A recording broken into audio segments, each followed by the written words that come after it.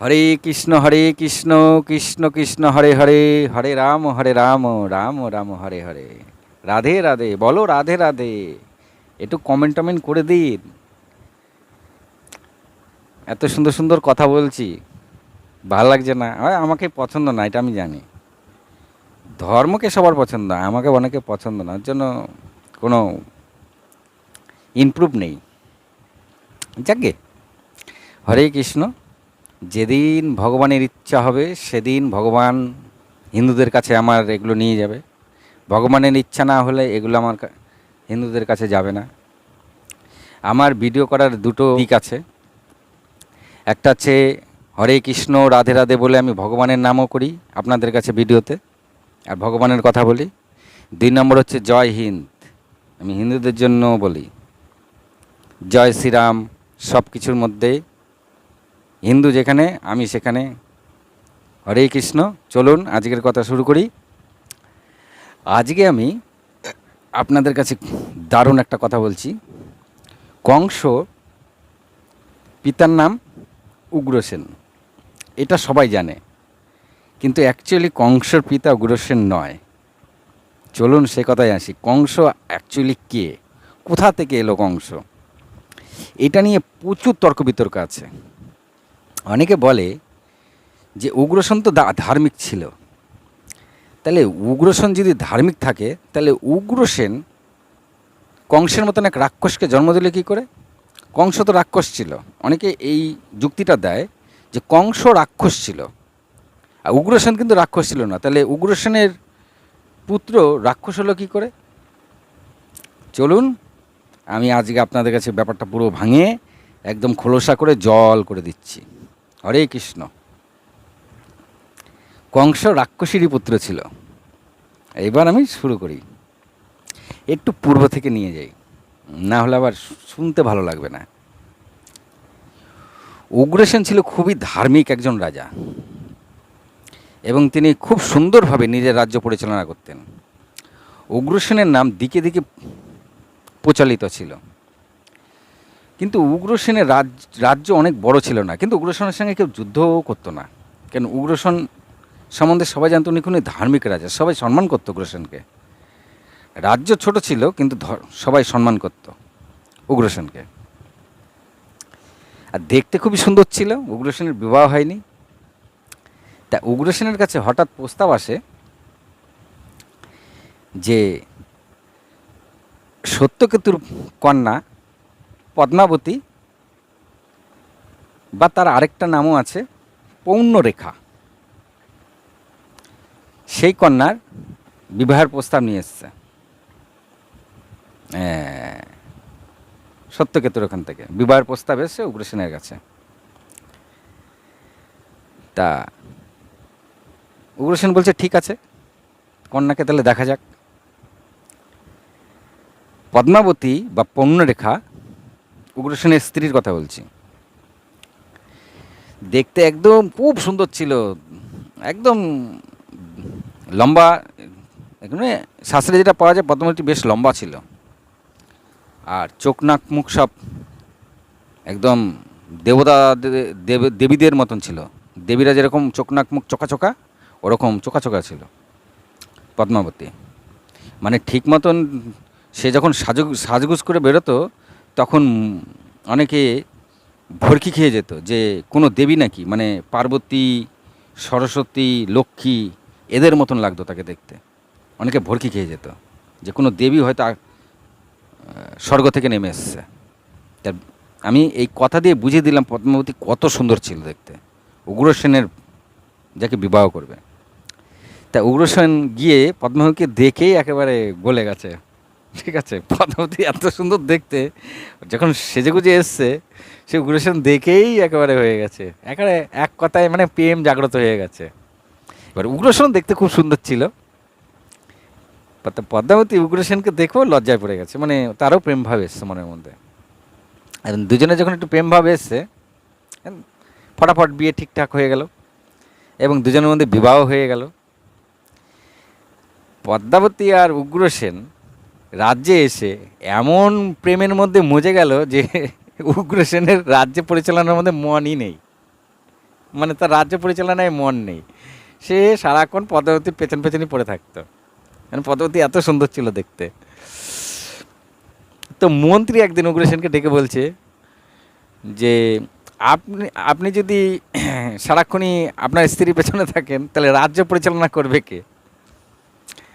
তখন মন্ত্রীকে রাজগুরু বলছে যে উগ্রসেন রাজা হতে পারে কিন্তু সেও তো মানুষ, তাই এই রাজ্য পরিচালনা যতদিন উগ্রসেনের মন না ভরে ততদিন রাজ্য পরিচালনা আপনি করুন, রাজগুরু মন্ত্রীকে বলেছিল। তো মন্ত্রী বলল তো ঠিকই, উগ্রসেন যতই রাজা হোক সে তো মানুষ, সে তো আর অন্য কিছু নয়। এখন সে সদ্য বিবাহ করেছে, তার মনের মধ্যে একটা প্রেম থাকতেই পারে। তো উগ্রসেন বউয়ের প্রেমে মজে আছে, আর এদিকে রাজ্য পরিচালনা করছিল তখন মন্ত্রী। তা যাই হোক, একদিন সত্যকেতু উগ্রসেনের কাছে দূত পাঠায় যে মেয়েকে আমি অনেক দিন দেখি না, একটু দেখতে ইচ্ছা করছে। তো উগ্রসেন বলছে কেন নয়, নিশ্চয়ই। তা পদ্মাবতীকে ভালো করে সব কিছু দিয়ে বলছে যাও তাহলে তুমি তোমার বাবার কাছ দিয়ে ঘুরে এসো, তোমার বাবা তোমাকে দেখতে চেয়েছে, অনেক দিন হলো তোমাকে দেখেনি। কেননা তার ওই একটাই কন্যা ছিল, আর সন্তানাদি ছিল না। মেয়ের বিবাহ হয়ে যাওয়ার পরে তার বাড়ি খালি হয়ে গেছিল। তা যাই হোক, উগ্রসেন পদ্মাবতীকে বাড়ি পাঠিয়ে দিয়ে এবার একটুখানি রাজ্যের দিকে মন দিয়েছে। অনেক দিন ধরে সে রাজ্যের দিকে মন দিচ্ছিল না, তো রাজ্যের দিকে মন দিয়ে দিয়েছে। পদ্মাবতী যথারীতি এসে তার পিতৃকুলে আনন্দে এদিক ওদিক ঘুরে বেড়াচ্ছে। তা এই করে বেশ খানিকটা সময়ও কেটে গেছে। এখানে এই কথাটা বলার পরে আপনাদের আমি একটা জিনিস বলবো, ভালো করে বুঝে নেবেন ব্যাপারটা।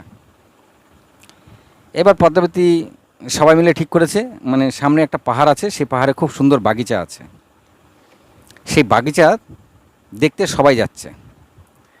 তা পদ্মাবতী তার বাবাকে বলল যে বাবা আমি কি দেখতে যাব? তা বললো হ্যাঁ যা।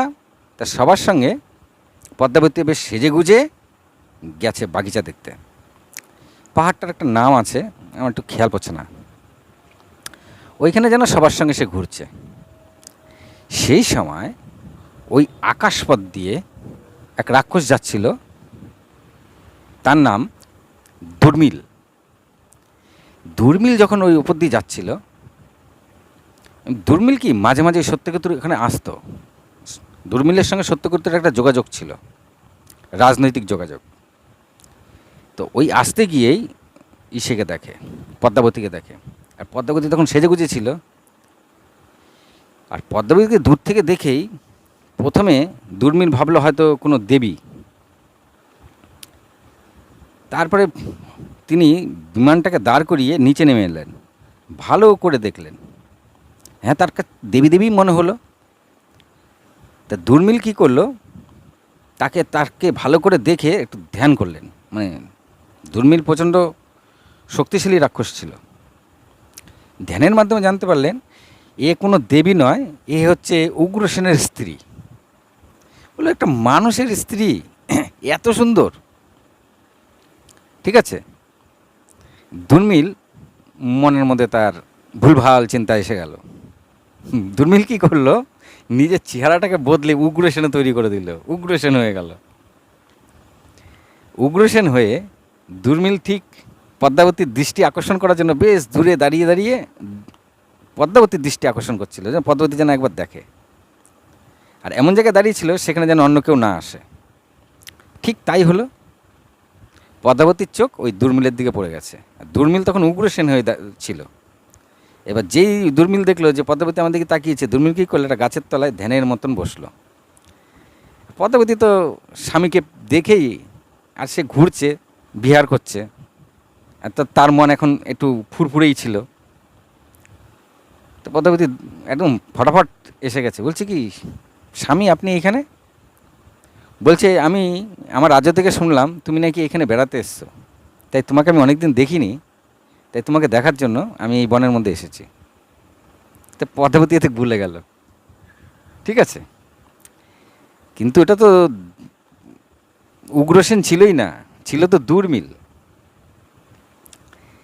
এইবার দুর্মিল, আমি উগ্রসেন দিয়ে বলছি।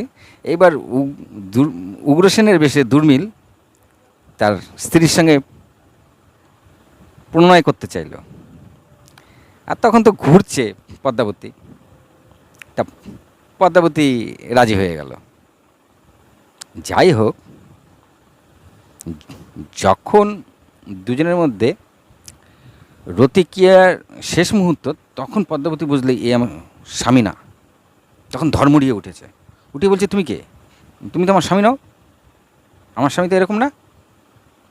তখন দুর্মিল বলছে, না, আমি তোমার স্বামী নই, আমি হচ্ছে 100 বিমানের কে নিয়ে যে বসবাস করে স্বর্গের মধ্যে, আমার নাম হচ্ছে দুর্মিল, আমি দুর্মিল রাক্ষস।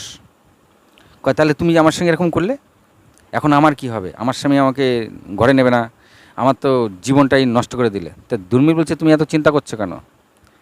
তুমি আমার সঙ্গে চলো, আমার কাছে তো অনেক স্ত্রী আছে, তারা তো কেউ আমাকে এই কথা বলেনি, সবাই তো ভালোই আমার সঙ্গে থেকেছে। তখন পদ্মাবতী আরও রেগে যায়, বলে, তোমার এত দূর সাহস, তুমি স্ত্রীদের দোষারোপ করছো, তুমি আমার সঙ্গে এসে এসব করলে, আর তুমি এখন আমাকে দোষারোপ করছো, এখন আমার কি হবে? পদ্মাবতী দুর্মিলকে অভিশাপ দেয় যে তোমার অচিরেই কিছুদিনের মধ্যেই মৃত্যু হবে। তো অভিশাপ দিলে কি হবে? অলরেডি তো যা হওয়ার হয়ে গেছে। এইবার দুর্মিল সম্বন্ধে আমি একটুখানি কথা না বলে পাচ্ছি না। দুর্মিল অ্যাকচুয়ালি কে ছিল? চলুন একটু পূর্বে চলে যাই, নাহলে কংসের ব্যাপারটা তো আপনারা জানতেই পারবেন না। দুর্মিল ছিল আগের জন্মে তেতা যুগে কালনেমি নামে এক রাক্ষস, যে রাবণের কথাতে উঠতে বসত। কালনেমি সেই রাক্ষসের নাম। যখন মেঘনাদ সর্পবাণ মেরে লক্ষ্মণ আর রামকে মাটিতে শুইয়ে দিয়েছিল, আর হনুমান তখন ভেষজ আনতে গেছিল, কিন্তু হনুমান ভেষজ চিনতে পারেনি প্রথমে গিয়ে সেই পাহাড়ে। তো ভেষজ যখন চিনতে পারিনি, সেইখানে কালনেমি রাক্ষস এক ঋষি বেশে একটা মায়াবী আশ্রম সৃষ্টি করেছে। সেই আশ্রমের সামনে থেকে হনুমানকে ডাকছে। তো হনুমান নমস্কার দিয়েছে, বলছে, কে আপনি? বলে, আমি এইখানেই থাকি। কী খুঁজছো? অ্যাকচুয়ালি সে ছিল কালনেমি রাক্ষস। তো বলে, কী খুঁজছো? বলে, আমি এরকম ভেষজ খুঁজতে এসেছি। বলে, ওই ভেষজ তো এমনি নিতে পারবে না, সামনে একটা সরোবর আছে, ওই সরোবরে যদি তুমি স্নান করো তবেই তুমি ওই ভেষজ নিতে পারবে। তা কালনেমি রাক্ষস কিন্তু ওই ঋষি বেশে ছিল, ওইখানে মায়াবী এক আশ্রম বানিয়ে ওখানে বসেছিল। তা ও জানতো যে ওই সরোবরে একটা বিশাল বড় কুমির আছে, আর ওই সরোবরে যে নেমেছে আজ পর্যন্ত কেউ ওঠেনি। ওর জন্য ওই সরোবরে হনুমানকে পাঠিয়েছে যে ওই সরোবরে স্নান করো, তারপরে তুমি ওই ভেষজ নিতে পারবে, নাহলে নিতে পারবে না এমনি। তা হনুমানের সাদা মানে কাদা নেই, হনুমান তো নেমে গেছে সরোবরে। সরোবরে যেই নেমেছে, ওই কুমির এসে হনুমানের পায়ে কামড় দিয়ে ধরেছে। হনুমান তো হনুমানই, ঘনঘর যুদ্ধ লেগে গেছে সেই ইসের সাথে, কুমিরের সাথে। সেই যুদ্ধে যখন কুমির পরাস্ত হয়ে যায়, কুমিরের ভেতর থেকে এক দেবকন্যা বেরিয়ে আসে। সেই দেবকন্যা বেরিয়ে এসে হনুমানকে নমস্কার করে বলে, প্রভু, আপনি আমাকে মুক্তি দিলেন, আমি বহুদিন অভিশপ্ত হয়ে এই সরোবরে পড়েছিলাম, আমাকে দেবতারা অভিশাপ দিয়েছিল, সেই অভিশাপের ফলে আমি এখানে কুমির হয়ে পড়েছিলাম বহু বছর ধরে। আর তারাই বলেছিল যে একদিন হনুমান এসে তোমাকে উদ্ধার করবে।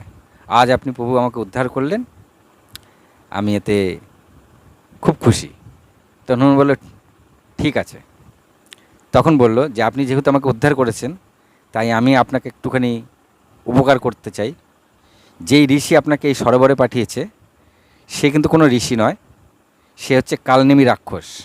রাবণ পাঠিয়েছে একে, আমাকে দিয়ে আপনাকে মেরে ফেলতে চেয়েছিল, আর না হয় আপনার সময় নষ্ট করতে চেয়েছিল। এই দুই কারণের জন্য কিন্তু এ এসছে। হনুমান বলল, তাই দেখছি বেটাকে। হনুমান এসছে, ওদিকে ও চলে গেছে দেবকন্যা। গদা নিয়ে এসে ওই ঋষিকে ডাকছে, ঋষি বেরিয়ে এসছে। বলছি, ওই ঋষি বলছি কি তোমাকে ওই সরোবরে স্নান করেছো, স্নান করেছো? বলছে হ্যাঁ স্নান করেছি। বলে ওই সরোবরে তো একটা কুমির ছিল। বলে হ্যাঁ ছিল তো, কুমির ছিল, সেই কুমিরকেও মেরেছি, আজ তোকেও মারবো। কালনেমিকে ধরে উদুম পাদুম দিয়েছে, কালনেমি মরে গেছে। এই কালনেমি মরার আগে বলেছিল যে আমি এখানে মরে আমি তো আর এখানে জীবিত থাকতে পারলাম না, আর কিছু করতেই পারলাম না, দাপরে গিয়ে আমি উৎপাত করব। তো কালনেমিই ছিল ওই দুর্মিল রাক্ষস। আর দুর্মিল রাক্ষসের অংশ পদ্মাবতীর গর্ভে চলে গেছে। আর সেই গর্ভের থেকে যখন সন্তান পুত্র হচ্ছে, সে হলো কংস। তা হরে কৃষ্ণ, এইবার শুনুন কেসটা কি হলো। পদ্মাবতী যথারীতি বাড়িতে এসে সাথে সাথে এসে বাবাকে সব খুলে বলেছে এই ব্যাপার। তখন তার বাবা বলল যে যদি তুমি গিয়ে স্বামীকে এইসব না বলো তাহলে স্বামীর প্রতি অন্যায় হবে, তোমার স্বামীকে এসব বলে দেওয়া দরকার। এবার পদ্মাবতী চিন্তা করছে স্বামী যদি আমাকে আর না রাখে, আমার দ্বারা এমন একটা ঘটনা ঘটে গেছে, মানে কান্না কান্না ভাব। তার বাবা বলছে যে কিচ্ছু করার নেই, যা হয়েছে হয়েছে, যদি তোমার স্বামী তোমাকে রাখে ভালো, আর না রাখে তুমি কোনো আশ্রমে থেকো, না আমার কাছে চলে এসো। এখন শাস্ত্রে বলা আছে বাবার কাছেও, বিবাহিত মেয়েদের বাবার কাছেও থাকতে নেই। কারণ বিবাহিত মেয়েরা বাবার কাছে থাকলে নরকে সবচেয়ে কঠিন শাস্তি যা আছে ওটা হচ্ছে বিবাহিত মেয়ের, যেসব মেয়েরা বাবার কাছে থাকে তাদেরকে দেয়া হয়, মানে তাদেরকে সবসময় আগুনের মধ্যে দিয়ে জ্বালানো হয়। এই দেহ না, জীবাত্মাকে আগুনের মধ্যেই ফেলে রাখে এবং তারা সবসময় দগ্ধ হতে থাকে, তার জ্বালা অনুভব করতে থাকে, মরে না। আগুনে, আমাকে যদি এখন আগুনে ফেলে দেয়, আমার যে একটা যন্ত্রণা অনুভব হবে, ওই যন্ত্রণা অনুভব হতে থাকবে অল টাইম আগুনের মধ্যে। কিন্তু জীবাত্মার তো মৃত্যু নেই, মৃত্যু হবে না, কিন্তু আপনার যন্ত্রণা অনুভব করতে হবে। তা যেসব বিবাহিত মেয়েরা বাবার কাছে থাকে তাদেরকে ওই শাস্তি দেওয়া হয়। তা সেটা আবার পদ্মাবতী জানতো। তো পদ্মাবতী ঠিক করলো স্বামী যদি আমাকে নেয় ভালো, আর না নিলে কোনো আশ্রমে চলে যাবে, তা বাবার কাছে আসবে না। যাই হোক, 7-5 ভাবতে ভাবতে তুড়ি ঘুরি বাবার কাছে আর না থেকে সাথে সাথে তিনি স্বামী উগ্রসেনের কাছে চলে আসছে। এইবার আমি এখানে একটা কথা বলি, যে আগে বললাম একটা কথা বলার আছে। একটা জিনিস আপনাদের আমি জানিয়ে দিই, বর্তমানে হিন্দু মেয়েদের কিন্তু সংস্কার অনেকটাই কম। এখানে একটা ভালো শিক্ষা দেওয়া আছে, শাস্ত্রেও বলে রেখেছে। আর শিক্ষাটা গল্পটা আমি করে দিলাম, ওটা তো জেনে নিয়ে গেলেন। এবার শাস্ত্রে কী বলেছে শুনুন। মেয়েদের সিঙ্গার করার নিয়ম একমাত্র স্বামীর কাছে, এমনিতে মেয়েদের কোনো সিঙ্গার করার নিয়ম নেই। তুমি যে সিঙ্গার করছো কার জন্য, শাস্ত্রে জিজ্ঞাসা করছে মেয়েদেরকে, তুমি যে সিঙ্গার করছো কার জন্য সিঙ্গার করছো। আজকালকার মেয়েদের দেখুন সেজে গুজে একেবারে এইখানে ওখানে যাচ্ছে। তা শাস্ত্রে বলছে তুমি কার জন্য সেজেছো। শাস্ত্রে বলাই আছে মেয়েরা তখনই সাজবে একমাত্র স্বামীর জন্য তারা সাজবে, আদার্স নট। কারণ সাজলে গুজলে তাকে দেখতে একটু অ্যাট্রাকটিভ লাগবে। তা স্বামী যাতে অ্যাট্রাকটিভ হয়, অন্য কেউ যেন অ্যাট্রাকটিভ না হয়। তুমি সেজে গুজে বেরোলে তো অনেকে অ্যাট্রাকটিভ হয়ে যাবে তোমার ওপরে। এর জন্যই মেয়েদেরকে বলা হয়েছে একমাত্র স্বামীর সামনেই বা স্বামীর সঙ্গেই তুমি সিঙ্গার করতে পারো, এমনি সিঙ্গার করা যাবে না। এমনি সিঙ্গার হলে তো অনেক পুরুষ তোমার উপর অ্যাট্রাক্টেড হবে। শাস্ত্রে এখানেও পাপ বলেছে। তা মেয়েরা জেনে নিন, এমনি কিন্তু সাজাগুজার নিয়ম শাস্ত্রে বলা নেই, একমাত্র স্বামী ছাড়া। মেয়েদের যে 16 সিঙ্গারের কথা বলা হয়েছে সেও বিবাহের পরে, বিবাহের পূর্বে কোনো সিঙ্গারের কথা বলা নেই। হরে কৃষ্ণ, মানে একটু সাজুগুজু করতে পারেন কিন্তু 16 সিঙ্গার করার নিয়ম নেই। আর এখনকার মেয়েদের দেখুন 16 সিঙ্গার কেন, 32 সিঙ্গার করে বেরিয়ে যাচ্ছে ঘর থেকে। বিবাহ হয়নি, 16 সিঙ্গার না, সে 32 সিঙ্গার করে বেরোচ্ছে ঘরের থেকে। কার জন্য বেরোচ্ছে তাকে যদি জিজ্ঞাসা করা হয় তুমি এত সেজেছো কার জন্য, আজ পর্যন্ত এরকম কোশ্চেন কোনো মেয়েকে কেউ করেছে যে তুমি এত সেজেছো কার জন্য সেজেছো এত? তো যাই হোক, মেন কথায় আসি। এইবার পদ্মাবতী যথারীতি এসে স্বামীকে সব বলে দিয়েছে। স্বামী তখন বলল এটা তো রাজগুরু আর যারা আমাদের রাজ্যে মুনি ঋষি আছে, এদের সঙ্গে আলোচনা করতে হবে। তা তিনি সভা ডাকলেন রীতিমতন। সবাই সভাটা একটু গোপনের মতনই করলেন, কারণ এরকম ব্যাপার তো রাজ্যে তাহলে সবাই জেনে যাবে। তা সেইখানে মুনি ঋষিরা মত দিল যে এখানে পদ্মাবতীর কোনো দোষ নেই, সম্পূর্ণ দেশ ওই দুর্মিলের। তাই পদ্মাবতীকে যেন কখনো দোষী না মনে করে উগ্রসেন। তো উগ্রসেন বলল ঠিক আছে। আর এই যে পুত্র জন্মাবে, এই পুত্র যদি তোমরা বড় করো এই রাজ্যে, তাহলে রাজ্য সমেত তোমাদেরকেও শেষ করে দেবে, আর পুরো পৃথিবীর জন্য এই পুত্র সন্তানের কাল হয়ে আসবে। বলে তারা চলে গেছে। এবার উগ্রসেন মনে মনে চিন্তা করছে, তাহলে এই সন্তান আমি এখন কি করব। যথারীতি 10 মাস পরে পুত্র সন্তানের জন্ম নিয়েছে। আর পুত্র সন্তানের যখনই জন্ম নিয়েছে তখনই চারিদিকে শিয়াল ডেকে উঠেছে, হুয়া হুয়া হুয়া হুয়া করে, আর বাজ পড়েছে, বিনা মেঘে বাজ পড়েছে। তখন উগ্রসেন বলল, সন্তান একেবারেই খারাপ, এ সন্তানকে রাখা যাবে না ঘরে। উগ্রসেন কি করলো, সন্তানকে নিয়ে একটা বড় কাঁসার পাত্রে সুন্দর করে নিয়ে, সন্তান মারেনি, একটা সুন্দর কাঁসার পাত্রে নিয়ে সেই সন্তানকে রেখে তিনি নর্মদা নদীতে ভাসিয়ে দিলেন। সেই সন্তান ভাসতে ভাসতে শূরসেন, সেই সময় শূরসেনের রাজ্যে তিনি গঙ্গায় স্নান করছিলেন যখন, তখন দেখলেন একটা বড় কাঁসার পাত্র ভেসে আসছে। তার এবার কৌতূহল হলো যে কাঁসার পাত্র, এত বড় কাঁসার পাত্র কী আছে। তখন তিনি একটুখানি গঙ্গা দিয়ে সাঁতরিয়ে এগিয়ে গিয়ে দেখলেন তার মধ্যে একটা সুন্দর বাচ্চা রয়েছে। তিনি ওটাকে নিয়ে পাড়ে নিয়ে চলে আসলেন। নিয়ে এসে চিন্তা করলেন, এত সুন্দর বাচ্চা কাঁসার পাত্রের মধ্যে রয়েছে, না জানি কার বাচ্চা, কে এইভাবে ছেড়ে দিয়েছে, এগুলো কেউ করে, নিজের বাচ্চাকে কেউ ছেড়ে দেয়। তিনি 7-5 মনে মনে তার সম্বন্ধে বলতে থাকলেন। তা শূরসেনও ছিল ধার্মিক। শূরসেনের পুত্রের নাম হচ্ছে বসুদেব। বুঝলেন কি? বসুদেবের সঙ্গে কার বিবাহ হয়েছিল? দেবকীর। কে বিবাহ দিয়েছিল? কংস। তা বাসুদেবকে কে পছন্দ করেছিল? কংস পছন্দ করেছিল। চলুন এবার গল্পটা একটুখানি মন নিল অন্যদিকে। তা শূরসেন চিন্তা করলেন, তাহলে এই পুত্রের নাম আমি কী রাখবো। তা যেহেতু কাঁসার পাত্রে পেয়েছে, তাই তার নাম রাখা হলো কংস, মানে কাঁসার অংশ। কি একটা ভালো জিনিস আমি বললাম। অ্যাকচুয়ালি এগুলো নিয়ে আমি অনেক দিন ধরে একটুখানি ঘাটাঘাটি করি যে কি আছে এর ভেতরে, সবাই জানতে পারেন ব্যাপারটা, কিন্তু আমি জেনে বেশ অবাক হয়েছি। কাঁসার পাত্রে পেয়েছে বলে শূরসেন সেই বাচ্চার নাম দিলেন কংস, মানে কাঁসার অংশ। তা তিনি নিয়ে আসলেন এবং বসুদেবের সঙ্গে তিনি বড় করতে থাকলেন। নারদ দেখল এই যদি ওই উগ্রসেনের রাজ্যে না বড় হয়, তাহলে অরাকাচতা ছড়াবে না, আর ওদিকে আমাদের প্রভুর অবতার নেওয়ার টাইম হয়ে গেছে। আর যদি শূরসেনের সঙ্গে যদি এই পুত্র বড় হয়, পুরো ধার্মিক হয়ে যাবে, তাহলে আমাদের প্রভু অবতার নেবে কখন? নারদ এটা ভেবে গোপনে আসলো, এসে তখন অলরেডি কংস বড় হয়ে গেছে, মানে কিশোর অবস্থা, বালকের থেকে ওপরে। কংস এসে বললেন যে, কংস তুমি কি জানো যে তুমি অ্যাকচুয়ালি কার ছেলে? তো কংস বলছে না। বলছে তুমি হচ্ছে অমুক রাজার উগ্রসেনের ছেলে। উগ্রসেন তোমাকে গঙ্গার জলে ভাসিয়ে দিয়েছে। উগ্রসেন কি এটা ঠিক করেছে তোমার সাথে? কংস শুনে মাথা ডিস্টার্ব হয়ে গেল। হ্যাঁ, আমার বাবা উগ্রসেন আর আমাকে এরকম কাঁসার পাত্রে ভাসিয়ে দিয়েছে?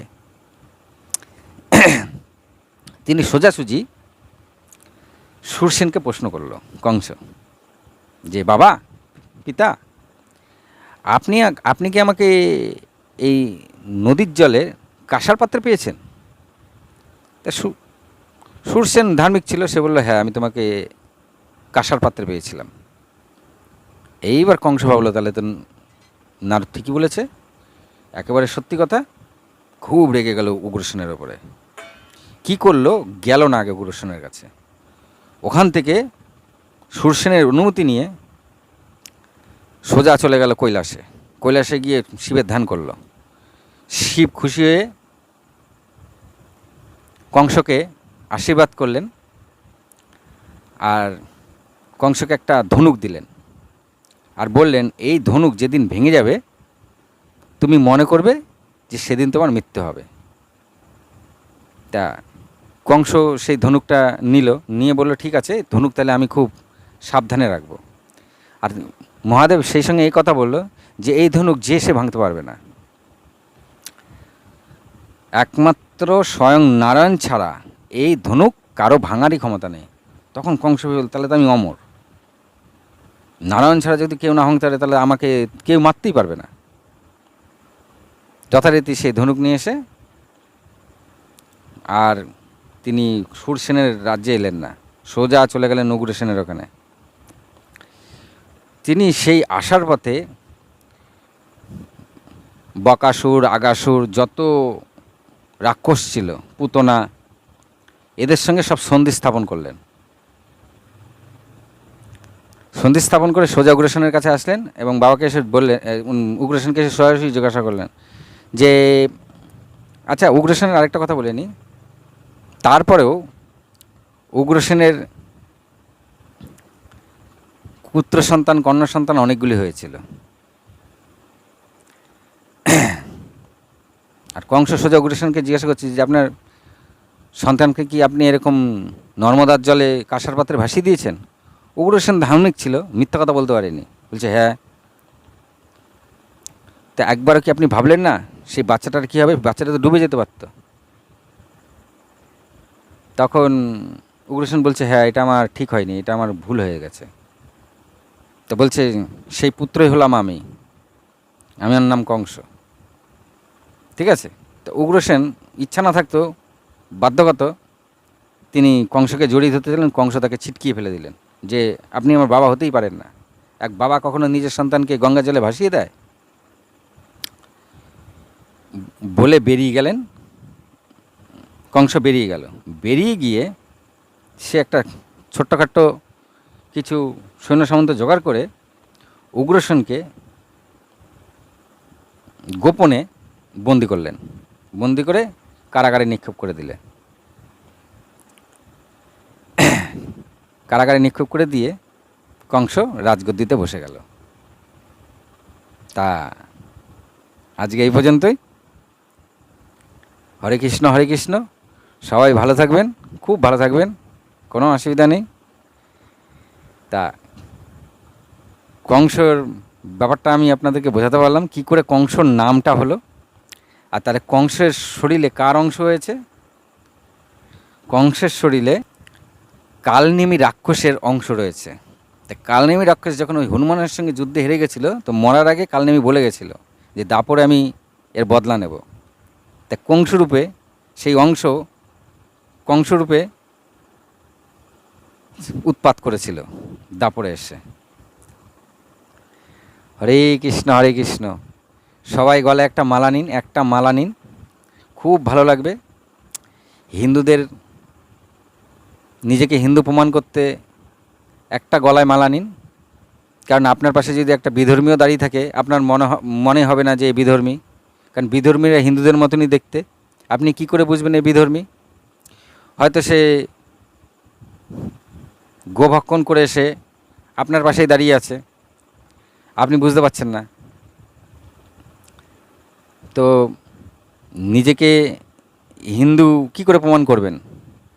হিন্দু প্রমাণ করতে গেলে তো কিছু একটা দরকার। তাই হিন্দু নিজেকে প্রমাণ করতে গেলে যদি ভগবানের প্রতি আপনার আস্থা না থাকে, ভগবানের প্রতি আপনার বিশ্বাস না থাকে, ঠিক আছে, কোনো ব্যাপার নেই। তবে একটা তুলসীর মালা গলায় নিন। যখন আপনি বাইরে বেরোবেন সবার গলায় একটা করে তুলসীর মালা দেখবেন, আপনার খুব ভালো লাগবে এবং খুব মনোবল আসবে। এইটুখানি তো কম করে করুন। ড্রেসপত্র তো আজকাল হিন্দুদের নেই, মানে হিন্দুদের যে মেন ড্রেসপত্র নেই।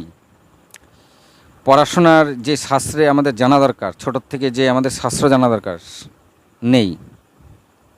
আমাদের যে চালচলন, কথাবার্তা, তাও শাস্ত্র অনুযায়ী বা হিন্দুদের মতন না। ভেজ বলে চল ভেজ খাবো। ভেজ মানে বুঝতে পারছেন তো, চল ভেজ খাবো মানে মটন খাবো, মটন, চিকেন খাবো, বুঝতে পারছেন। আমি স্টমাক ভালোবাসি। আর স্টমাককে বাংলায় কি বলে? পাকস্থলী। তা এটা বললেই হয় যে আমি পাকস্থলী খাবো, আমি মেটে খাবো। কেন মেটে? ওটাকে কেন আবার বাংলায় বলছো? ওটা আবার ইংরেজিতেই বলো যে লিভার খাবো। তো বুঝতে পারছেন আমরা কোন দিকে ঢুকে বসে আছি। কিরে আজকে হবে নাকি জলের সাথে মটন? তা জল মানে কি আপনি বুঝতেই পারছেন। তা সংস্কারে ঢুকতে গেলে এইগুলোকে তো দাদা, বোন, ভাই সব আপনারা বর্জন করতে হবে। আমাদের মা বোনেরা তাও ধর্মের দিকে আছে। কারণ আমি ভিডিও করতে করতে আমি একটা জিনিস বুঝে গেছি, খুব ভালো মতন এটা আমার নলেজে এসে গেছে। মা বোনেরা আছে, কিন্তু পুরুষরা মোটেই ধারে কাছে আসছে না। আমি এই পুরুষদেরই চাইছি, কিচ্ছু করবে দরকার নেই, একটা চেনের মতন একটা খালি তুলসীর মালা রাখুন। দরকার নেই আপনি কোনো ধর্ম মানেন না, ঠিক আছে, হিন্দু তো, একটা মালা রাখুন। যেদিন আপনার মনে ভক্তি আসবে সেদিনকে আপনি দীক্ষা নেবেন। দীক্ষা নিলেন না, যেমন চলছেন চলুন। অনেকে বলে যে তুলসীর মালা নিয়ে এটা করা যাবে না, ওটা করা যাবে না। আরে বাবা, তুলসীর মালা নিয়েও যে মিথ্যা কথা বললেও পাপ, না নিয়েও মিথ্যা কথা বললে পাপ। কে বলেছে তুলসীর মালা নিয়ে মিথ্যা কথা বলা যায় না? অনেকে বলে তুলসী মালা নিয়ে মিথ্যা কথা, তো এমনি মিথ্যা কথা বলা যায়? শাস্ত্রের কোথায় লেখা আছে এমনি মিথ্যা কথা বলা যায়? তুলসীর মালা নিলে মাছ মাংস খেলে অসুবিধা আছে। ও তাহলে তুলসীর মালা না নিয়ে মাছ মাংস খেলে কোনো অসুবিধা নেই? শাস্ত্রে কি ছাড় দিয়ে রেখেছে? হরে কৃষ্ণ। আজকে এ পর্যন্তই, নমস্কার, ভালো থাকুন।